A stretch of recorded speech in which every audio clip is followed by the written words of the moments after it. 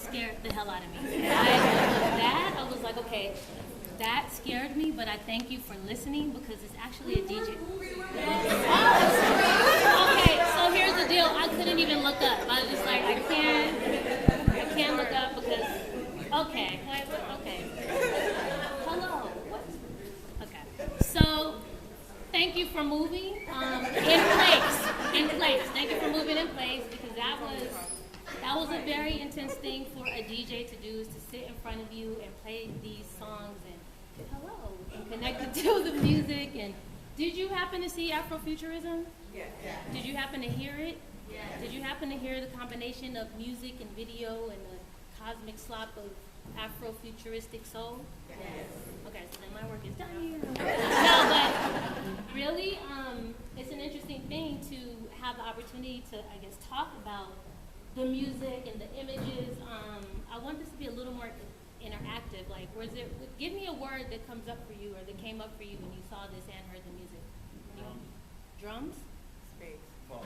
Space, funk, love. Ancestors and descendants? Excellent. Intergalactic. That's the word of the day. Okay. Okay. Oh, okay. Excellent. And those are all true. Every single word. That's the thing, but it's all true. So before I get started, I just want to say hello. I want to say thank you. There are several Afrofuturist people in the room that I have to acknowledge that make my scholarship around house music and black folks and cultural reality. You actually saw the work of Marcia Jones, who traveled here from Charlotte to New York. Her name is Marcia Visual Artist Jones on Facebook, and she is a serious beast with the paintbrush, so I know you didn't know I was going to use your work. No, I did not. I was very touched. Right. And also Fahamu Paku, who's his piece was in there as well, and it moved me, and I just want to say thank you for that. Makiba and I had a glass of wine, and then the black box idea came to where she said, I know what I can do. I can do a black box. And then she called me, I know what you can do. You can show up March 21st with a black box. It's like, okay. So mover and shaker, and that's an awesome thing to see. I also want to say thank you to one of the country's only museums that is dedicated to the visual art made by and about women of the African diaspora. That is the Museum of Fine Art here at Spelman. So if we can just...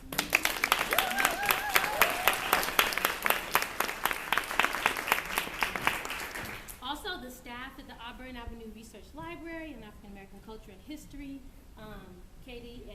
Carrie and Eleanor, because I spend lots of time and I love that institution,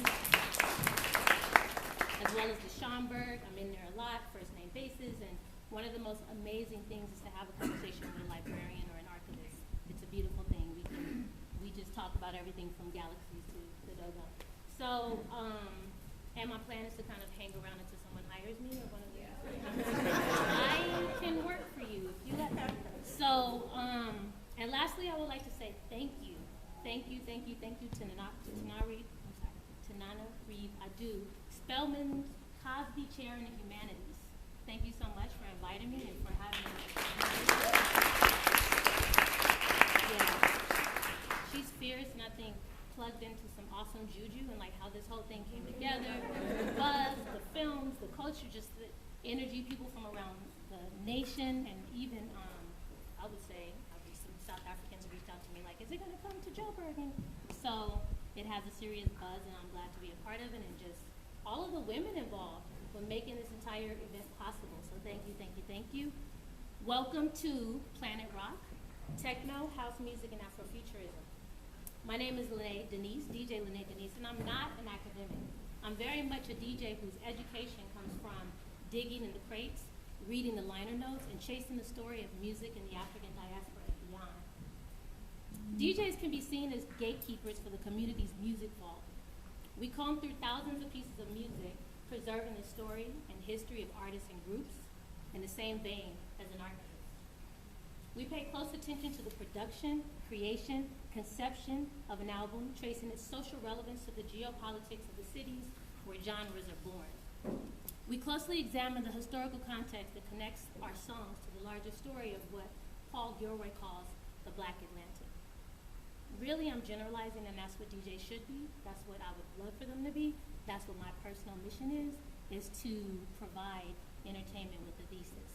So I hope that that comes across, because I think our music is so rich, and I don't personally feel like we have the luxury to always detach from the meaning and history.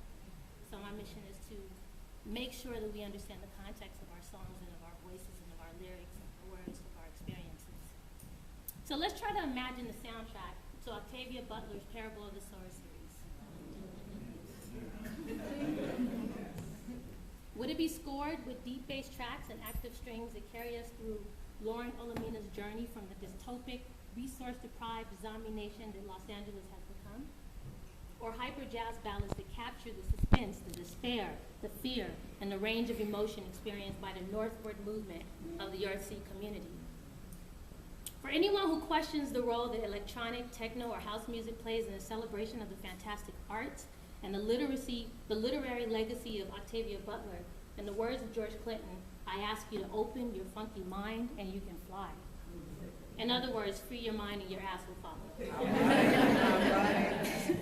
Parable of the Sower is set in the future, and when I think about a soundtrack that speaks to each richly developed character, by and far I hear electronic music.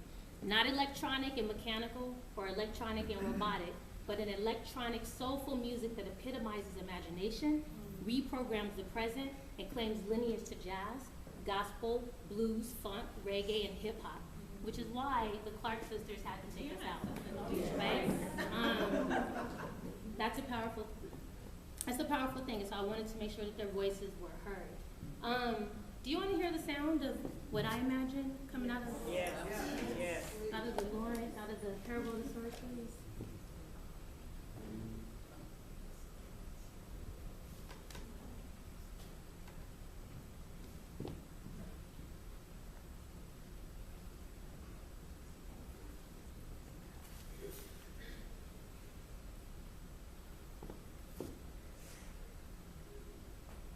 Wow, you guys are getting it. These are my secrets. These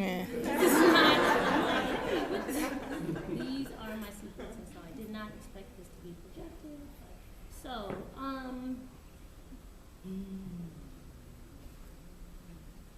this is a track that came up for me when even thinking about, first of all, the title is called We Who Are Not As Others. So that alone.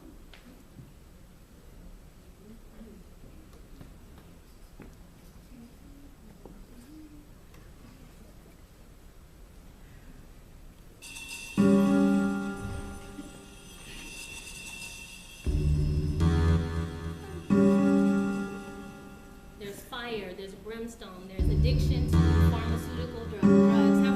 How many of you have read Parable of the Sower, the Talent series? So we understand to some degree Lauren moving northward from Los Angeles, California.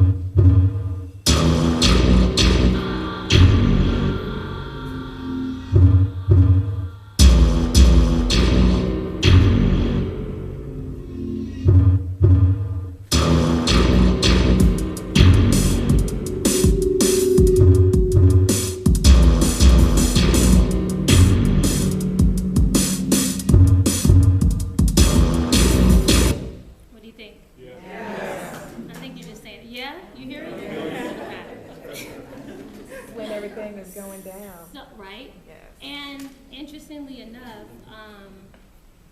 that is actually a song by a Black British group called Four Heroes, right? Yeah. And I just think that's an incredible thing because that is Black music, right? So, big up to the Jamaican Four Hero crew for giving us the music for Octavia's Parable of the Sower series. So, In 1994, Mark Deary coined the term Afrofuturism to describe African American culture's appropriation of technology and science fiction imagery.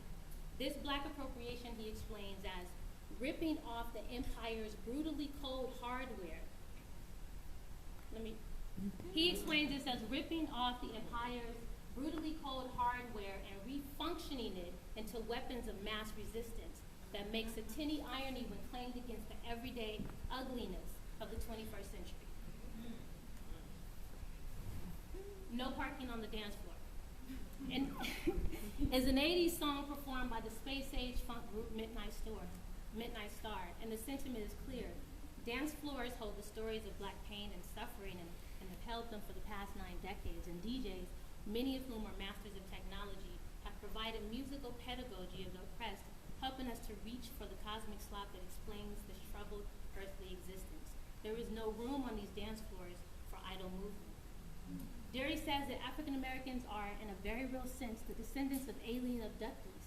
They inhabit a sci-fi nightmare in which unseen but no less impassable force fields of intolerance frustrate their movements. Official histories undo what has been done to them, and technology, be it branding, forced sterilization, the Tuskegee experiment, or tasers, is too often brought to bear upon black bodies. What comes to mind when I consider music's ability to teleport us into new dimensions is Butler's brilliant hyper-empathy concept, which she defined in Parable of the Sower as having the ability to feel the perceived pain and other sensations of others. It's the hyper-empathetic response to other sensations that speak to the culture of DJing. Typically, the hyper-empathy concept is connected to Lauren being exposed to someone being hurt, and she's kind of weakened by this. But I thought the key word here was other sensations, that you could actually feel intense feelings of love, possibly, right? So, what I thought about was a lyric by Mos Def where he says, when you close your eyes and, anyone know? Yes. What does he say? When you close your eyes and screw your face, right? And that is powerful for a number of reasons. Screw face is connected to Caribbean culture, like, why yeah, screw face, right? But then also funk face, right? So, but when you're in a party and I'm DJing and I see someone like, it actually affects me, and including when they walk off the dance floor, right? So there's this conversation happening where I can see and I can feel how much they feel the music. In mainstream and popular culture, the music industrial complex has created, I made that up, music industrial complex? That's so dramatic, that's drama, but I love it. The music, in mainstream and popular culture, the music industrial complex has created a profitable dynamic where many DJs are hired to play, but are often limited to playing top 40 music. In this capacity, the DJ engages music in a way that mimics product placement in television and film. But the history of DJ culture tells me that this is an art form that should strive to make the links between history and the future. We should stay current, but aware of the past and confident about the sounds of the future. In her pivotal essay, From Disco to House, Kai Fletchenser reminds us that DJs introduced their audiences to music other than what was being played on commercial radio. In contrast to radio programming where the focus was on individual records, the emphasis here was on individual DJ presentation of style, which is where the battle came from. And this was so serious that people like Africa Bambaataa, and I'll get into that later, would actually cover their labels because they dug through the crates. How dare you look to see what I'm playing and then play it at your party? It's called my signature, right? So it's a very intimate thing.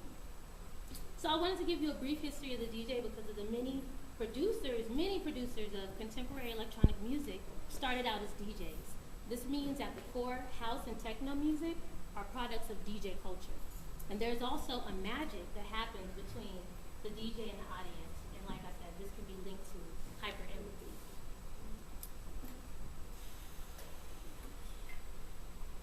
We've released and surrendered our troubles to the bump and the twist.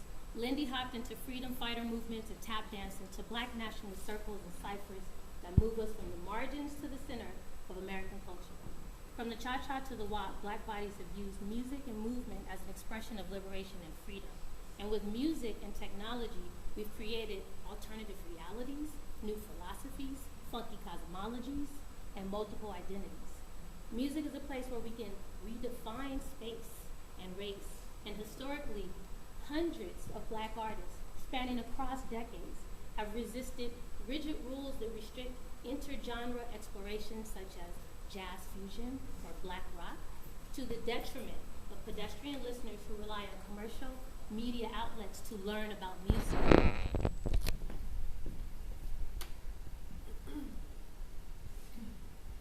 So the cosmic philosophy, God is change. Are we familiar with the God is change? All that you change, all that you touch, you change.